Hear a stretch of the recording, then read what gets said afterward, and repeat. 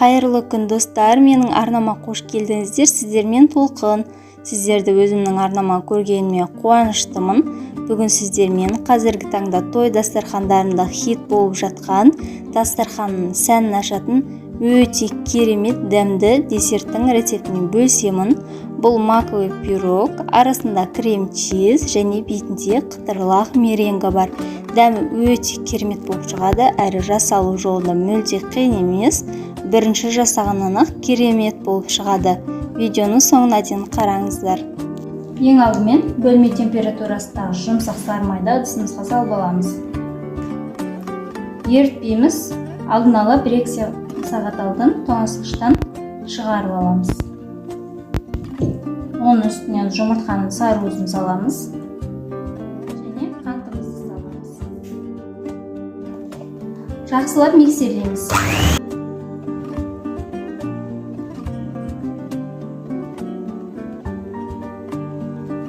Қантымыз ерігенше миксерлеп алдық.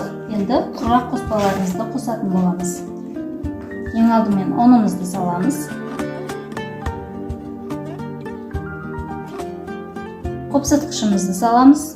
10 грамм. Мак саламыз. Жақсылап араластырамыз.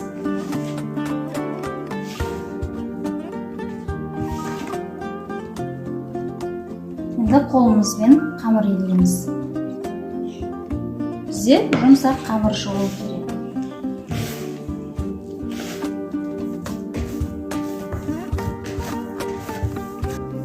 Бізде осындай жұмсақ қамыр шығады. Артық ұн қоспаймыз.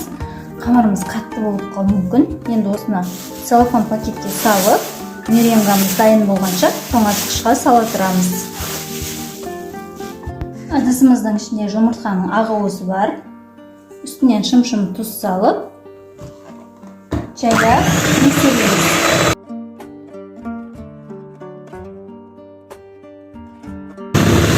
Аз-аздан қантты сала отырып, жылдамдықты көтере береміз.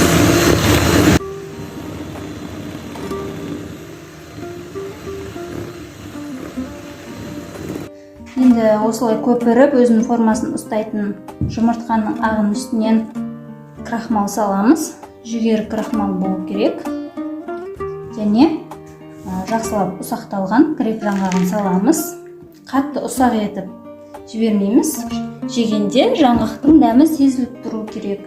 Осыны енді араластырамыз жоғарыдан төмен қарай. Көп араластырып жібермейміз. 3-4 рет араластырсақ жетеді. Пергамент қағазының үстінен андай формамызды өлшеп аламыз. Менде 30-40 деген форма. Дәл осы формамен бүтіндей пісіріп, сосын ортасынан бөлетін боламын. Мақтаудың көмегімен қамырымызды жайып шығамыз.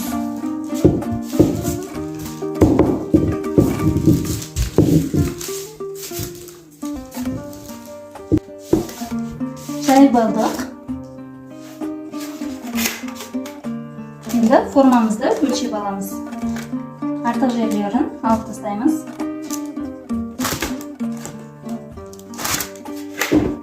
Жетпеген жерлеріне қайтадан қамыр қойып жаятын боламыз.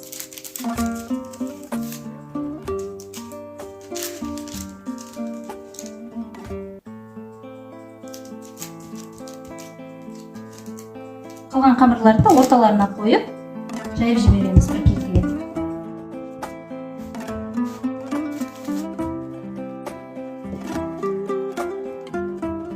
Бір тегіс етіп жайып алдық. Енді піскенде көтеріліп кетпеу үшін шанышқымен тесіп шығамыз.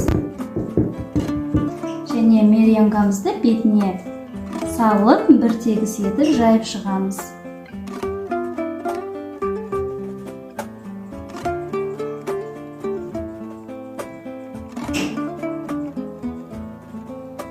Барлығын бір тегіс етіп жайып шықтық.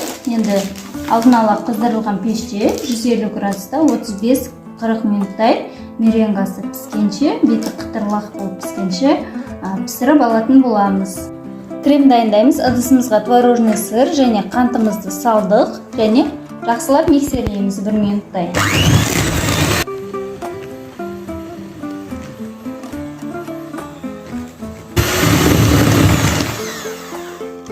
Енді үстінен салқын сливкемізді құямыз.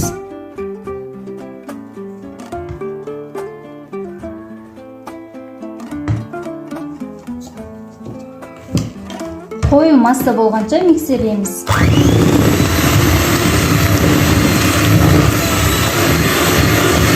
Бізде мінекей осындай қою крем шығу керек. Енді осыны пирогымызға жағып шығамыз. Біздің пирогымыз осындай қып-қызыл болып пісу керек, беті қату керек. Басқан кезде сынатындай болып.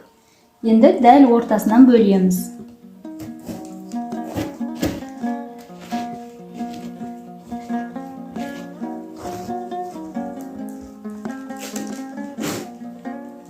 Неке арасы толық пісіп шығады.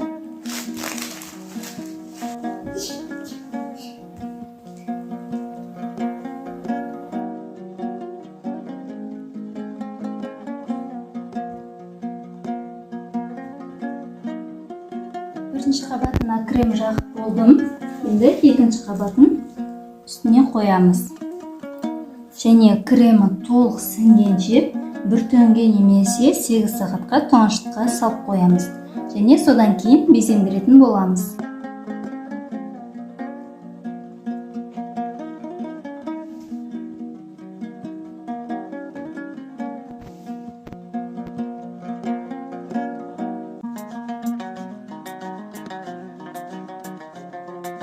Осымен достар, біздің пирог дайын. Дәмі өте керемет болып шығады. Менің рецептім бойынша жасап көрсеңіздер, сіздерде өте керемет болып, бірінші жасағаннан ақ шығады.